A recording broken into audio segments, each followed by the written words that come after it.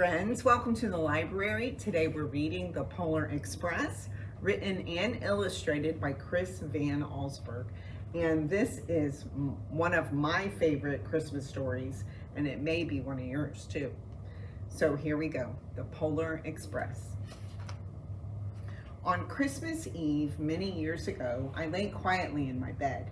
I did not rustle the sheets. I breathed slowly and silently. I was listening for a sound a friend had told me I never hear, the ringing bells of Santa's sleigh. There is no Santa, my friend had insisted, but I knew he was wrong. Late that night, I did hear sounds, though not of ringing bells. From outside came the sounds of hissing steam and squeaking metal. I looked through my window and saw a train standing perfectly still in front of my house. It was wrapped in an apron of steam. Snowflakes fell slightly around it. A conductor stood at the open door of one of the cars. He took a large pocket watch from his vest, then looked up at my window. I put on my slippers and robe. I tiptoed downstairs and out the door. "All aboard!" the conductor cried out. I ran up to him. "Well," he said, "are you coming?" "Where?" I asked. "Why, to the North Pole, of course," was his answer. "This is the Polar Express." I took his outstretched hand and he pulled me aboard. The train was filled with other children, all in their pajamas and nightgowns. We sang Christmas carols and ate candies with nougat centers as white as snow. We drank hot cocoa as thick and rich as melted chocolate bars. Outside, the lights of towns and villages flickered in the distance as the Polar Express raced northwards.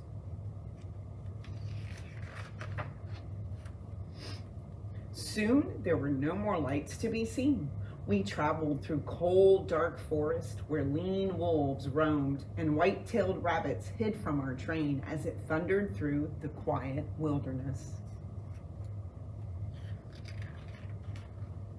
We climbed mountains so high it seemed as if we would scrape the moon. But the Polar Express never slowed down. Faster and faster we ran along, rolling over peaks and through valleys like a car on a roller coaster. The mountains turned into hills, the hills to snow-covered plains. We crossed a barren desert of ice, the great polar ice cap. Lights appeared in the distance. They looked like the lights of a strange ocean liner sailing on a frozen sea. "There," said the conductor, "is the North Pole." The North Pole. It was a huge city, standing alone at the top of the world, filled with factories where every Christmas toy was made. At first, we saw no elves. "They are gathering at the center of the city," the conductor told us. "That is where Santa will give the first gift of Christmas." "Who receives the first gift?" we all asked. The conductor answered, "He will choose one of you."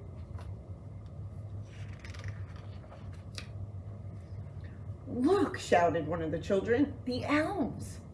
Outside, we saw hundreds of elves. As our train drew closer to the center of the North Pole, we slowed to a crawl. So crowded were the streets with Santa's helpers. When the Polar Express could go no farther, we stopped and the conductor let us outside. We pressed through the crowd to the edge of a large open circle. In front of us stood Santa's sleigh. The reindeer were excited. They pranced and paced, ringing the silver sleigh bells that hung from their harnesses. It was a magical sound, like nothing I'd ever heard. Across the circle, the elves moved apart and Santa Claus appeared. The elves cheered wildly. He marched over to us and, pointing to me, said, "Let's have this fellow here. He jumped into his sleigh. The conductor handed me up. I sat on Santa's knee and he asked, "Now, what would you like for Christmas?"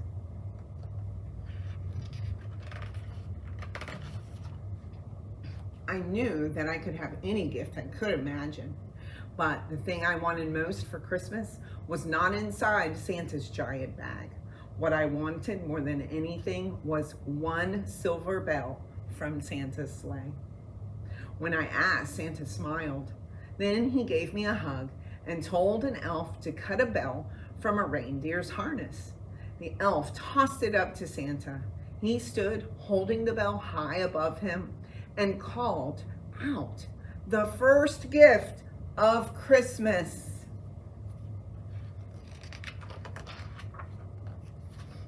A clock struck midnight as the elves roared their approval. Santa handed the bell to me, and I put it in my bathrobe pocket. The conductor helped me down from the sleigh. Santa shouted out the reindeers' names and cracked his whip. His team charged forward and climbed into the air. Santa circled once above us, then disappeared in the cold, dark, polar day.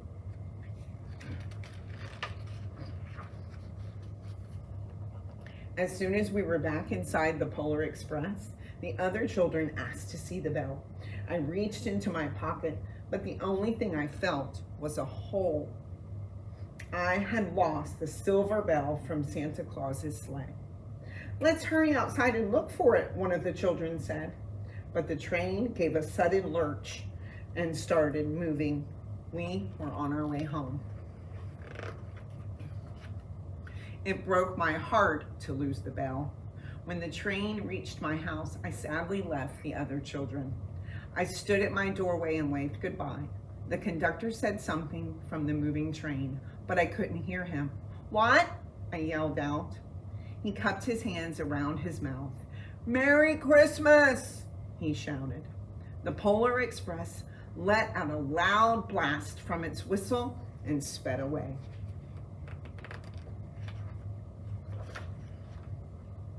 On Christmas morning, my little sister Sarah and I opened our presents.